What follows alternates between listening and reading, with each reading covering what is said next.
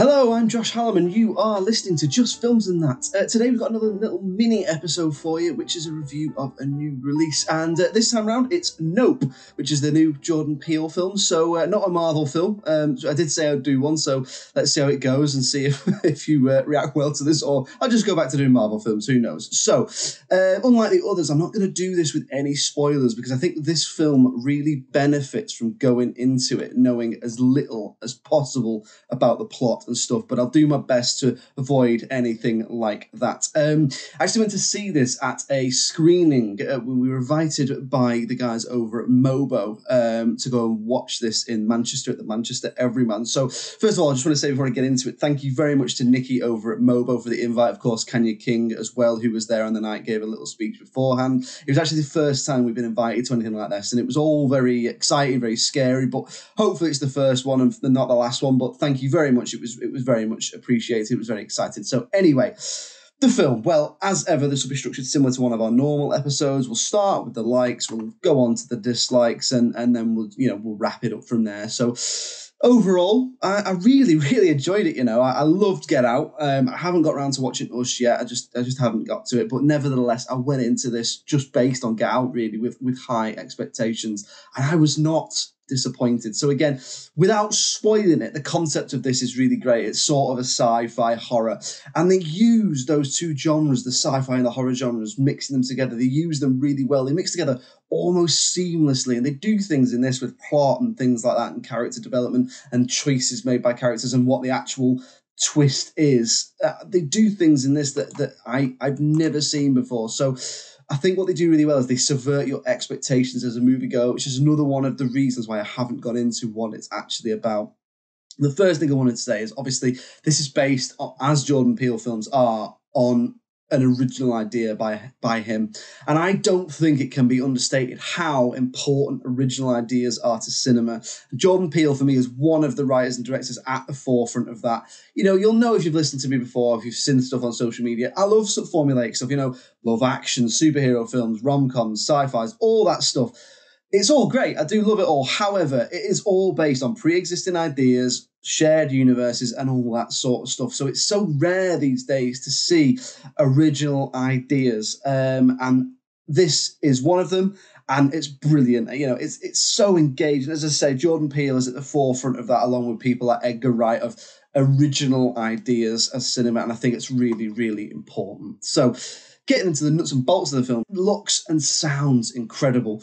I read an article this week that Jordan Peele, I can't remember who wrote it, so forgive me, but it said that Jordan Peele writes really well for sound. And it's true. I've never really heard sound mixing and sound editing used so well in this. It's a real assault on your ears and the rest of your senses as well. And that only helps to drag you into the world and feel that tension build. So again, without going too much into the plot, but most of it is set in one place. Most of it is set on a horse ranch in America. So it's a very rural, very isolated place. And they do really great stuff with the way the film sounds and the way the film looks to help with that isolation. A lot of, wind blowing and crickets chirping, but it's not like you've seen before. I don't know how they do it. I'm not technical in that way, but I just remember I've never noticed. There's only one other time when I've noticed a film with sound editing as good as this, and I think that was Tinker Tailor Soldier Spy. But this is even better than that. Like the sound mix and the sound editing, it's really great.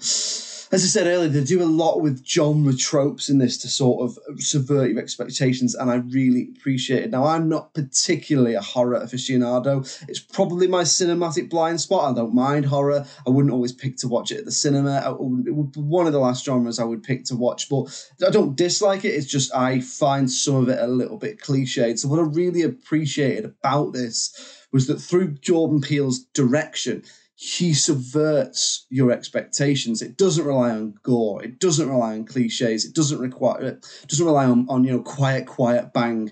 And so the reasons I find horror sometimes a little predictable or a little bit feel like I've seen everything, this doesn't do that. So I really, really enjoyed that.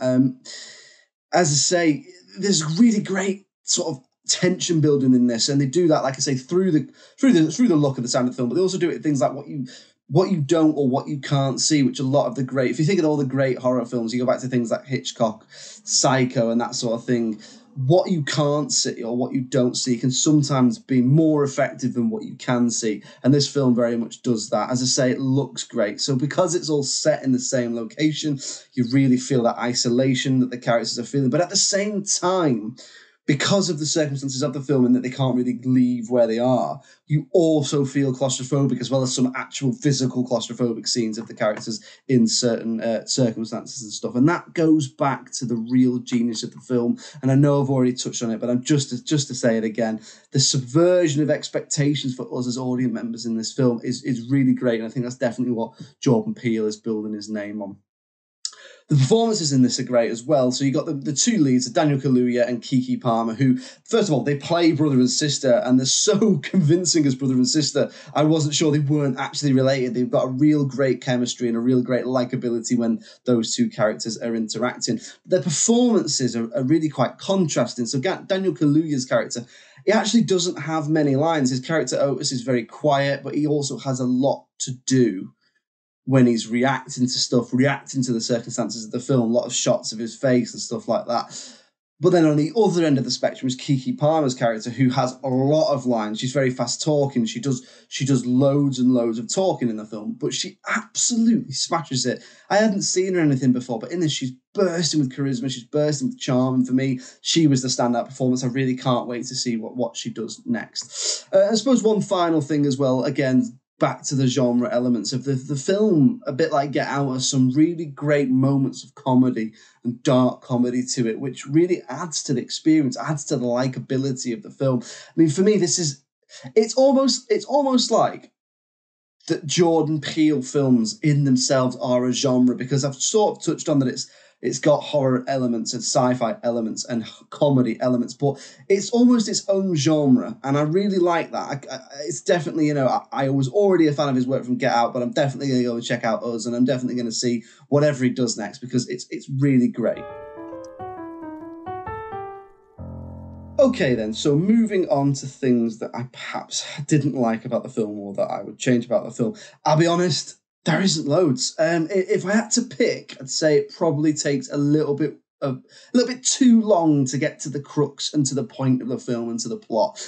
The film clocks in at about 2 hours 15, but it could definitely probably have lost some of that time, maybe in the beginning or the middle of the film. I know you've joked on the pod all the time about how I don't like films over 2 hours. I don't mind films over 2 hours. It's just that when you're doing the podcast, you've got to watch loads of films once, and it can take up time. But when I'm in the cinema, that's a little bit of a different story. But I do want to be engaged. If a film is long, I do want to be engaged. So it definitely could have lost a little bit and up the pacing in some parts. But then in contrast to that, the only other point I would really make is I think there's some elements of the plot and the twists and the developments of the circumstances of the plot and stuff that they're not completely clear. There's some things that do happen in that weren't completely clear. I got most of it, but as we left the screening, I could definitely hear people asking each other questions about what stuff meant and could you explain this and that sort of thing. So I think there are some elements of I think because it's doing stuff as well, because it's doing stuff you don't expect, that's the downside of subverting expectations, is people go, well, I wasn't expecting this, so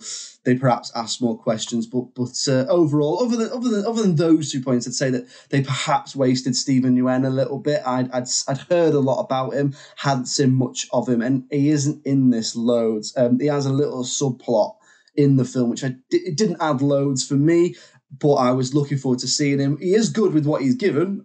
He's just not in it loads, and I would have liked to have seen more from him. But other than that, it's great. It's really great. As I said, I've tried to do this without spoiling any elements of the plot, because I think it's really important that you go into this not knowing much. The trailer doesn't give much away, but I'd even say don't watch that. So I'd say definitely get out there and give this one a watch, because it's worth your time. And I'm really excited to see what both the cast and Jordan Peele do next. So overall enjoyed it. Give it a watch. Thank you very much. We'll be back another time with another new release, and of course the usual episodes will be in your podcast feed every Tuesday. So please do make sure you subscribe and listen. Get in touch with us. Check us out on social media, Just Films and That, on all the social medias: YouTube, Twitter, Instagram, Facebook, etc., TikTok even. Thanks for listening, and I'll see you again. Cheerio.